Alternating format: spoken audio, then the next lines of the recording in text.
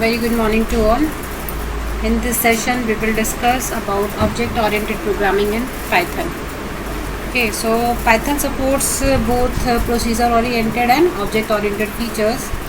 In object-oriented programming, we include encapsulation, abstraction, inheritance, and polymorphism. So we will discuss these concepts in detail in object-oriented programming. So let's start. Now first is the introduction to object-oriented programming.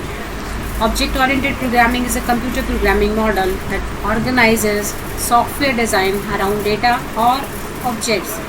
We totally work in the form of object and class rather than functions and logic. And previously we are working with the functions, then logic. Now here we will work with classes and objects. What is an object? Can be defined as a data field that has unique attributes and behavior. Object is always has a unique characteristics. Object-oriented programming focuses on the objects that developers want to manipulate rather than the logic required to manipulate them. So this approach is mostly suitable for the programs that are large, complex, and actively updated or maintained. Next, here I will discuss a difference between the procedure-oriented programming and object-oriented programming. So here are some key differences. First of all, object-oriented programming is a programming in which you use the concept of classes and objects to create models. It totally work on the real-world environment. On other hand, procedural object-oriented programming that follows step-by-step approach to break down a task into a collection of variables and routines through a set of instructions. So in OOPS we follow the concept of object and classes, wherein in POP, that is procedure oriented programming, the main program is divided into smaller parts based on the functions and is treated as separate program for individual smaller programs. Next, in case of OOPS, we use various modifiers like how to access the data by private, public, and protected keywords, whereas no such modifiers are there in POP, that is procedure oriented programming. In OOPS, you can hide data by the feature of data hiding, and it is more secure than procedure oriented. Procedure oriented is less secure than the OOPS programming. So here are some examples of your object oriented programming, and here are some examples of your procedure oriented programming.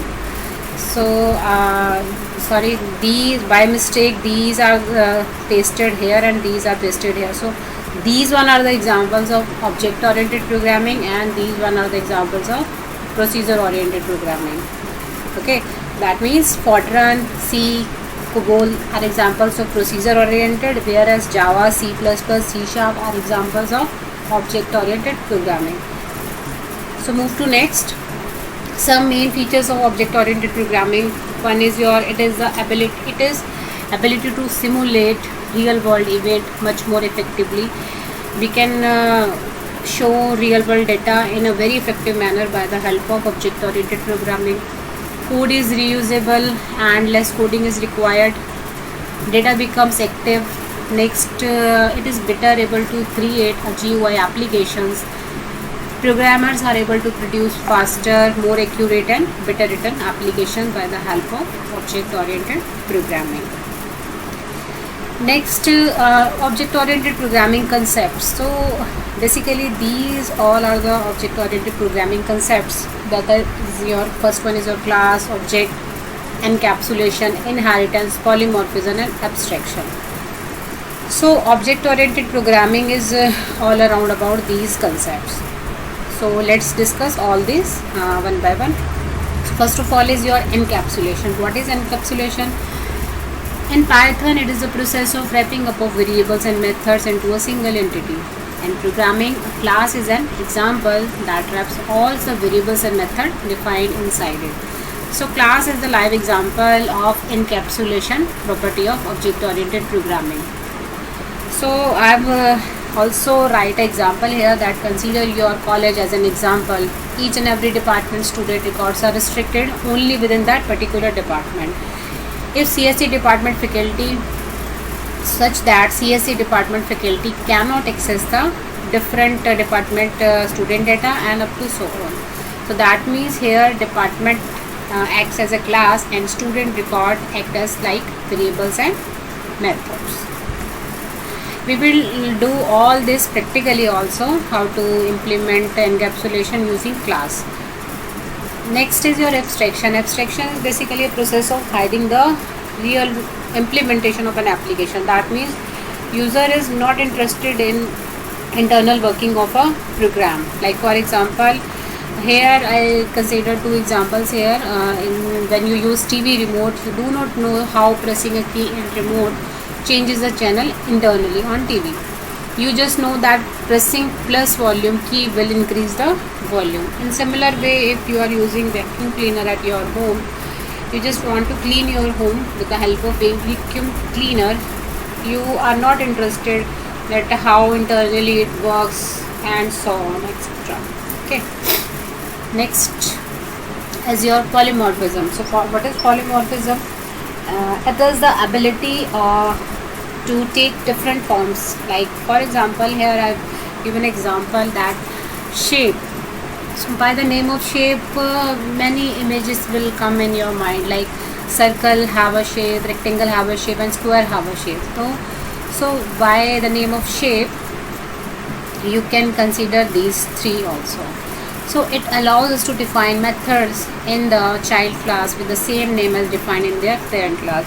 See, as we don't know about right now, we know about child and parent class. So let me give you a simple example of polymorphism. That if you use calculator, like everybody has used calculator. On calculator we have calculation buttons like plus, minus and many more. So with the help of plus button, what will happen if you want to add two numbers or three numbers or many numbers, so it will calculate. Okay, so here polymorphism, how it works, like the operation is same, that is plus, but the number of arguments differ. Someone adding two numbers of integer type and someone is adding float number of 2, yeah, float number of float 3 numbers, any numbers. So functioning is same, but parameters passing are different. Okay, so next move to your inheritance. So what is inheritance? Basically it allows a class to derive the properties of another class. Okay, how, see here I am giving an example. Here bird is here. If you saying bird, so by the word duck, cuckoo and ostrich are the examples of these. That means bird is a parent class and these are the child classes of this parent class. In simple way, very simple example is that the child inherits the traits of her parents. That means parent child class is also an example of inheritance. Okay, so with the inheritance we can reuse the fields and methods of existing class. Also inheritance facilitates reusability and it's an important concept of groups. Okay, so next now move to what is a class. What is a class? Class basically it is a special type of data type which allows how to build a certain kind of object. See, class is a user defined data type as it consists of many types of values, like you can say string, integer, float can combine use in a class data type. It stores some data items that are shared by all the instances of this class. Instances are objects that are created which follow the definition given inside of the class. Also, Python doesn't use separate class interface definitions in other languages. As in different languages we use separate class interfaces definitions, but here we will not use that. We just define the class and then try it and use it in the program. Next, see here by diagram I am explaining how Python classes works. So first of all, creating an object, we first create an object of that particular class. Then the init method is called. Then other further methods have in class present, then that methods are called.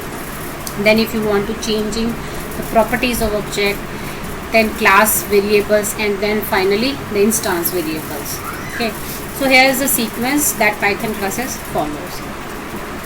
Now move to next, that is how to define a class in Python. Simply just write the keyword class and the name of that particular class. Here we don't use def keyword, as def is used to define the name of a function. By this keyword you just define the class, then colon, and I'll made a property that is name equal to fruit. How to create an object in Python? Simply typing a name and equal to sign, then the class name with parentheses. This is the way I am creating object in Python. Here no need to use the new keyword for creating the object.